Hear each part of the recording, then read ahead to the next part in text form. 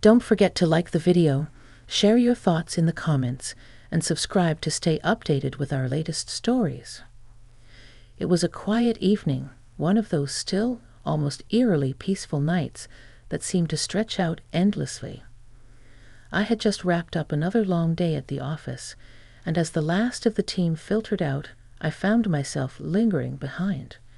My boss, Mr. Harris, had asked me to stay a bit longer to help with some paperwork, nothing unusual. But as the minutes passed, I began to sense something was different. The air between us had shifted subtly, like the kind of unspoken tension you can't quite place. We were alone now, just the two of us in the dimly lit office, the hum of the fluorescent lights the only sound. Mr. Harris was seated behind his desk, as always, but there was something in his posture tonight that caught my attention. His usually composed demeanor was tinged with an uncharacteristic nervousness, his fingers fidgeting with the edges of a stack of papers in front of him. "Is everything all right, Mr. Harris?" I asked, my voice soft, though I was trying to sound casual. He looked up at me, his usual authoritative expression faltering for a split second. There was a heaviness in his eyes that I had never seen before. After a long pause, he sighed deeply, pushing the papers aside as if the weight of them no longer mattered. "I need to talk to you about something," he said, his voice quiet, almost hesitant. I felt a jolt of curiosity, mixed with an odd sense of dread. This wasn't like him. Mr. Harris had always been so professional, so measured. What could he possibly have to say that would make him act this way? I nodded slowly, setting my own papers aside. "Of course, what's on your mind?" He took a deep breath, his eyes momentarily drifting to the window, as if searching for the right words. "I've been keeping something from you, something I've never told anyone before, and I think it's time you knew." I sat up straighter, my heart suddenly racing. My mind spun with possibilities. What could he possibly mean? My boss, the man who had always seemed so in control, was about to share a secret that clearly weighed on him. "Mr. Harris, you don't have to." I started, but he held up a hand, silencing me. "No, I do," he said firmly, but there was a vulnerability in his tone that surprised me. "It's something important, something that's been with me for years." I wasn't sure where this conversation was heading, but I could feel the gravity of the moment. It was like the world outside that office, the noise, the people, the busy hum of everyday life, had all faded away, leaving just the two of us in this heavy silence. There was a sense of intimacy in the air now, a closeness that felt almost surreal. It was like I was about to learn something that would change the way I saw him forever. "I've been a part of this company for over 20 years, he continued, his voice steadying as if he was finding some kind of courage in his words. "I've built a career here, made decisions, taken risks. But there's something from my past that I've kept hidden, something I thought would stay buried forever." His gaze met mine again, and there was a rawness in his eyes now, a vulnerability I had never seen in him before. It was like he was struggling to hold himself together, to find the right way to explain something that had obviously been eating away at him for far too long. "I'm listening," I said gently, my voice a soft reassurance. I didn't know what he was about to say, but I knew it was important. He took another deep breath, and then, in a voice that barely rose above a whisper, he began to speak. "I wasn't always this man, the one you see sitting here in this office. There was a time when I was lost, I guess you could say. I made decisions, choices that I thought would define me forever. But what really changed me was one night that altered everything. It's a night I've never told anyone about, until now." His words hung in the air between us, thick with emotion, and I felt my pulse quicken. The tension in the room was palpable. He was about to reveal something deeply personal, something that would change the way I saw him forever. I leaned in slightly, my curiosity piqued, but I could tell he was struggling. There was hesitation in his eyes, and I knew whatever he was about to reveal wasn't easy for him. "Mr. Harris," I said softly, "you don't have to share anything you're not ready to. But if it's something that's been weighing on you for so long, maybe it'll help to talk about it." He looked at me, his eyes searching my face, as if trying to gauge my sincerity. After what felt like an eternity, he nodded slowly. "It was years ago, before I ever came here to work," he began, his voice quieter now, as if the weight of his words was sinking in. "I was in a different city, a different life. I was younger, reckless, and well, let's just say I made a lot of mistakes. One of those mistakes led to a situation that I never thought would happen." I could see the pain in his eyes as he spoke, and I couldn't help but feel a deep empathy for him. Whatever had happened in his past, it was clear it had shaped him into the man I knew today. "You don't have to go on," I said, my voice steady, trying to offer him a sense of comfort. But he shook his head, determined to continue. "No, I need to. You deserve to know. That night, I was involved in something I didn't understand. Something that I thought was just a fleeting moment, but it changed everything." The room seemed to shrink around us, the silence stretching between his words. I felt like I was holding my breath, waiting for him to continue. And when he did, I realized just how much this secret had been buried inside him for so long. "I met someone," he said, his voice barely audible now. "Someone who, at the time, I thought was just another part of the chaos of my life. But it turned out to be so much more. That night, we shared something I never expected, and it's haunted me ever since." The weight of his words settled over me like a heavy blanket, and I could see the toll they had taken on him. Whatever had happened that night had left its mark on him in ways I couldn't fully understand yet, but I knew it had to be something that had changed his life forever. And as I sat there, listening to the man who had always been my boss, I realized just how deeply human we all are, no matter what role we play in each other's lives. This was more than a secret. It was a turning point in his life, a moment of personal discovery that he had carried with him for years, hidden away from the world. I didn't know where this conversation would take us, but I could feel the shift in the air, the connection between us growing stronger with each passing moment. It was as if, for the first time, we were seeing each other not just as colleagues, but as two people sharing in something deeply personal, something that would leave both of us changed forever.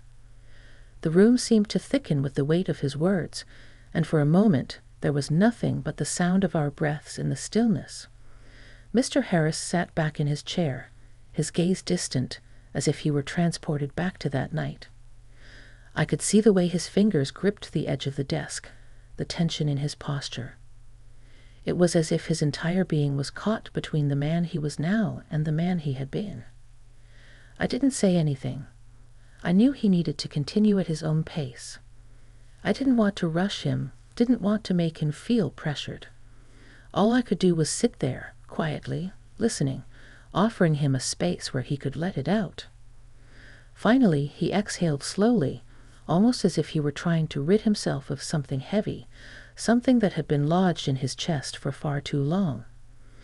"It wasn't just a mistake," he said, his voice hoarse now, raw. "It was a decision, a choice that I thought would define me. But I didn't understand it at the time. I didn't understand what I was really feeling, what was really happening." I could see the conflict in his eyes, the internal struggle. He was trying to make sense of something that had happened years ago, something that had clearly haunted him ever since. And as much as I wanted to reach across the desk, to offer him some kind of comfort, I knew that this was something he needed to work through on his own. I leaned forward slightly, my voice gentle but firm. "What happened that night, Mr. Harris?" He looked at me, his eyes searching mine for something, perhaps reassurance, perhaps a hint that he wasn't alone in this moment. Slowly he nodded, as though he had made up his mind to share the full truth. "I met her," he said simply, his voice barely above a whisper. For a moment, I didn't fully understand what he meant. Who was she? What had happened? But I didn't interrupt. I waited for him to continue, hoping he would open up further. "She was different," he said, his tone thoughtful. "I was in a place in my life where everything felt out of control. I had no direction, no purpose.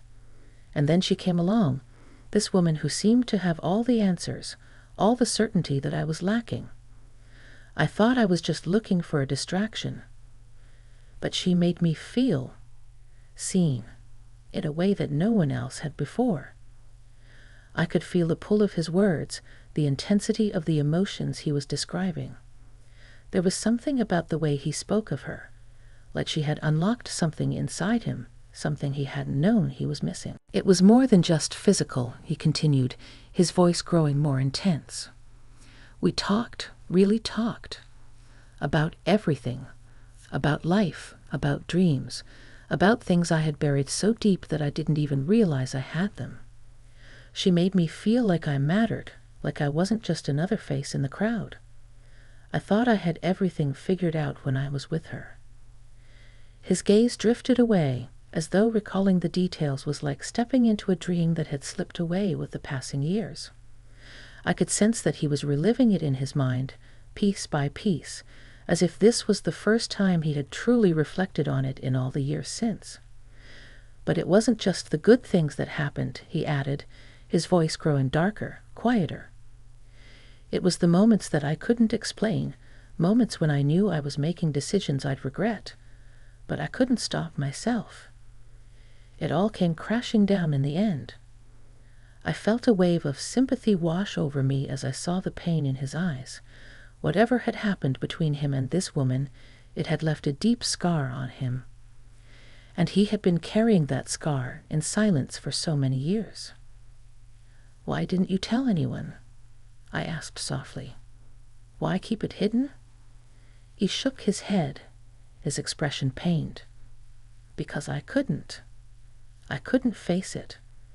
I couldn't face the idea that I had allowed myself to be so vulnerable, so open, with someone who wasn't what I thought she was. I was ashamed of myself. I didn't want anyone to see that weakness in me." I could feel the vulnerability in his words, and something inside me softened. It was strange. This man, who had always seemed so confident, so in control, was now sharing something so raw, so personal. He was allowing himself to be human, to be fallible. Is she still a part of your life?" I asked, my curiosity mixing with concern. I had never imagined Mr. Harris as a man who carried secrets of the heart. He hesitated, looking down at his hands for a moment, as if weighing the answer. "No," he said quietly. "She left. I think she knew I wasn't the man I had convinced myself I was. She saw through it, saw my weaknesses, and couldn't accept them. And I don't blame her. I wouldn't have accepted them either." There was a finality in his tone, as if this chapter of his life had long since closed. And yet I could sense the weight of it still hanging over him. Even after all these years, it was clear that he hadn't fully let go of her, of what had happened. "Mr. Harris," I said gently, "it sounds like this has been a long journey for you. A difficult one." He nodded, his eyes meeting mine once again. "It has. But I've learned a lot from it. I've learned that vulnerability is not weakness. That allowing someone to see you, truly see you, is not a mistake. And that sometimes the things that haunt us are the very things that can teach us the most." His words lingered in the air, heavy with truth. And for a moment, I understood him in a way I never had before. This wasn't just about a secret. It was about a man who had come to terms with his past, with the choices he had made, and with the lessons those choices had taught him. I sat back in my chair, letting his words settle in my mind. There was a sense of quiet understanding between us now, something that hadn't been there before. It wasn't just about the revelation he had shared. It was about the connection we had built, the mutual respect that had grown between us in these few short moments. And as I looked at him, I saw something new in his eyes, not just the burden of his past, but a quiet strength, a resilience that came from embracing all of who he was, even the parts that he had tried to bury for so long. "We're all human," I said softly, my voice warm with empathy. "And sometimes our biggest lessons come from the mistakes we make, the things we wish we could undo."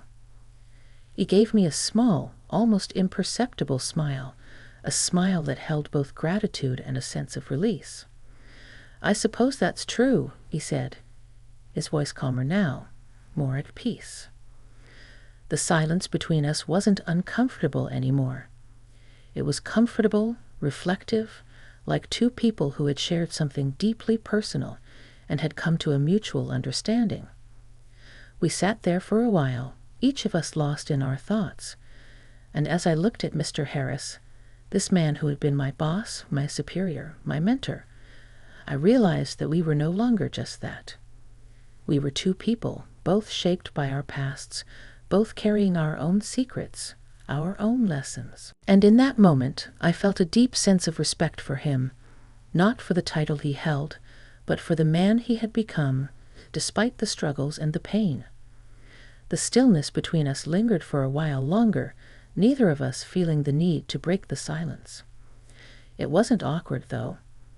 It was the kind of silence that only comes after a deep conversation, after a moment of emotional connection that leaves you both exhausted, yet strangely fulfilled. The kind of silence that says everything has been said, and now it's time to just sit with it. Mr. Harris leaned back in his chair, his fingers lightly drumming against the desk, as if he were trying to settle his thoughts. His gaze shifted from mine to the window, and I followed his eyes, noticing the soft glow of streetlights filtering through the blinds, casting shadows across the room. The world outside seemed so far away, and for the first time, I felt like I was seeing him not as my boss, but as a man, one who had lived, loved, and learned in ways I never could have imagined. "You know," he said, his voice low, breaking the silence, "I never thought I'd be talking about this to anyone, let alone my assistant. But you've made it easier. Maybe it's because you listened, really listened." I nodded, feeling a swell of warmth in my chest. I didn't say anything. I didn't need to. Sometimes just being present was all it took. It wasn't about offering solutions or advice. It was about acknowledging the pain, the vulnerability, and the humanity of the moment. He exhaled sharply, and I saw his expression soften, as though he were slowly beginning to let go of the weight he had carried for so long. I've spent most of my life building walls, keeping people at arm's length. It was easier that way. Less risk, less hurt. But I've realized that in doing that, I cut myself off from things I never even knew I needed. I didn't speak. I simply waited. There was something cathartic about the way he was letting it all out, like a dam breaking after years of holding back. "After she left," he continued, his voice gaining strength, "I didn't know what to do. I threw myself into work, buried myself in it. I figured if I focused on my career, if I focused on making something of myself, then I could drown out the emptiness that followed. But the truth was, no amount of success, no amount of accolades could fill that void." He stopped speaking for a moment, staring down at his hands again, as if seeing them for the first time in a long time. I could tell that he was processing everything he had shared. I had the sense that, until now, he had never fully acknowledged the impact of his past on his present. "I think I spent so many years trying to be the man I thought I should be," he said, his voice quieter now. "I thought that if I could control everything, if I could make sure everything was perfect, I could avoid the pain. But the truth is, perfection doesn't exist. and neither does control. It was as if a weight had been lifted from his shoulders, and I could almost see the lightness in him, the sense of release. In that moment, he didn't seem like the tough, no-nonsense boss I had always known. He seemed human, flawed, but full of life and experience. "I think the hardest part of all of this," he said, "is accepting that I'm not perfect. And that's okay. I've been trying to be something I'm not for so long that I've forgotten what it feels like to just be. Me?" His voice faltered slightly, but he didn't look away. The vulnerability was there again, raw and unfiltered, and I could see the deep emotional struggle he had endured for so many years.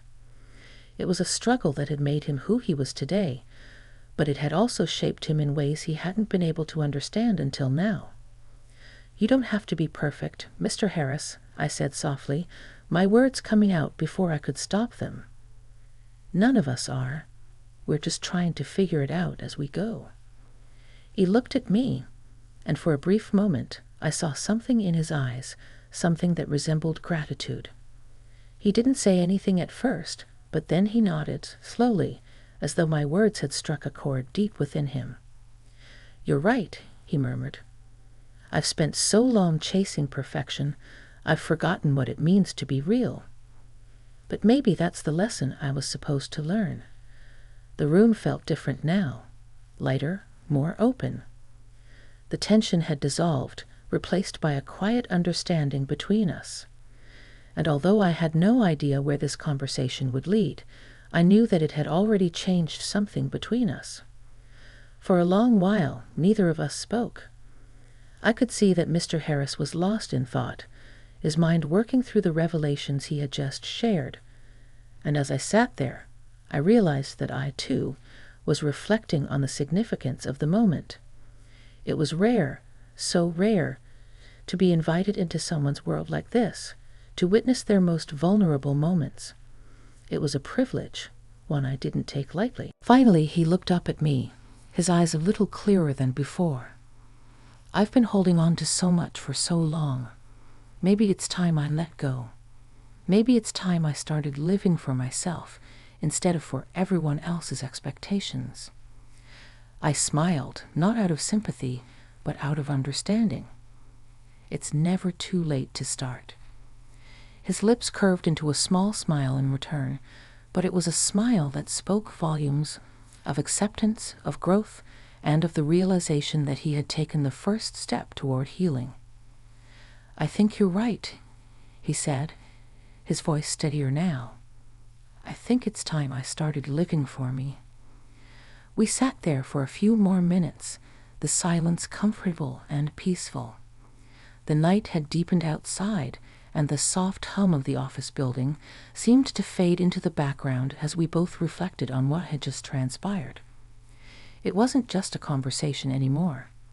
It had become something more, an exchange of truths, a shared understanding. And as I stood up to leave, I felt a sense of calm wash over me. I wasn't just walking out of that office as his assistant. I was walking out as someone who had shared in a deeply human moment with him, someone who had witnessed his journey and his growth. And as I closed the door behind me, I couldn't help but feel a sense of gratitude for the unexpected connection, for the vulnerability, and for the quiet realization that sometimes the most powerful lessons come not from success, but from the moments when we let ourselves be truly seen. The days that followed felt different, not in any dramatic way, but in the quiet, subtle changes that begin to make themselves known over time. Mr. Harris seemed lighter. He walked through the office with a new sense of calm, no longer tethered to the rigid, controlled exterior he had so carefully crafted. There was a softness to his demeanor, a gentleness in the way he interacted with others. It was as though the walls he'd spent so many years building had finally started to crumble brick by brick, and in their place stood someone more real, more present. I noticed it first during a meeting. Instead of his usual stern directives, he asked questions about how we were doing, about what we needed to improve as a team. He listened with intent, giving space for others to share their thoughts. It was a small shift, but it was enough to make me realize just how deeply our conversation had affected him. I, too, found myself reflecting on that night in his office. I kept thinking about how we'd both opened up, how we had shared something that was more than just words. It was a recognition of our shared humanity. There was a vulnerability in that, a trust that transcended the professional roles we played. One afternoon, about a week later, Mr. Harris invited me to join him for coffee. It wasn't anything formal, just a casual invitation. I wasn't sure what to expect, but I accepted, eager to see where our newfound understanding would lead. We met at a small cafe near the office, a place that was quiet enough for conversation, but still bustling with a kind of energy that made it feel alive. He was already seated when I arrived, a cup of coffee in front of him. He looked up as I approached, and his smile, though subtle, was warm. "Glad you could make it," he said, motioning for me to sit across from him. I took my seat, and for a moment, we both just sat there, not saying anything. There was no rush, no need to fill the silence. It was comfortable, like old friends reconnecting, despite the fact that we had only truly known each other for a short time. After a few moments, he broke the silence. "I've been thinking a lot about what we talked about that night," he said, his voice steady but reflective. I nodded, giving him the space to continue. I think I've spent so many years running from my emotions, hiding behind work and responsibilities, that I never really took the time to understand who I was outside of all that. It's like I've been living for everyone else, trying to be the person I thought they wanted me to be. But I've realized that I've neglected myself in the process. His eyes met mine, and for the first time, I saw a depth there, an understanding that wasn't just about him, but about life, about people, and about the shared experiences that connect us all. "It's never too late to change," I said softly, echoing the words I had told him before. We're all on our own journeys, and sometimes the hardest part is just being honest with ourselves. But once we do, it's like everything shifts. We start living for the right reasons. He smiled again, this time more freely, and I could see the weight that had once pressed on him had been lifted. "I'm learning that," he said. "I think I'm finally starting to understand what it means to live for me, not just for what others expect." We sat in silence for a while longer, sipping our coffee, each of us lost in our thoughts. The conversation had come full circle, and I could feel the sense of closure in the air. We had both come to a place of acceptance, of understanding. It wasn't about fixing everything, but about acknowledging the truth and moving forward with it. As we finished our coffee and prepared to leave, Mr. Harris stood up, his demeanor as calm and composed as ever, but there was a softness to his movements now, a sign that he was no longer the same man who had entered that office so many months ago. "Thank you," he said, looking at me with genuine appreciation, "for being there, for listening, for helping me see what I couldn't see on my own." I smiled, a sense of contentment filling me. "You did the hard part. You opened up. That's the first step. The rest will come in time." As we walked out of the cafe together, the evening sun casting a warm glow on the streets, I realized that this had been a journey, not just for him, but for both of us. It was a journey of growth, of self-discovery, and of the quiet strength that comes from embracing who we truly are, without fear or shame. And as I stepped into my car and drove home, I felt a sense of peace settle over me. This story, our story, had come to an end, but the lessons we had learned, the connections we had made, would stay with us long after the last word had been spoken. It wasn't just a story of a boss and his assistant. It was a story of two people who, through unexpected circumstances, had come to understand that it's never too late to change, to open up, and to embrace the truth of who we are. The kind of truth that frees us. the kind of truth that allows us to live, not just for others, but for ourselves. And as the night settled in, I knew that this would be a night neither of us would forget.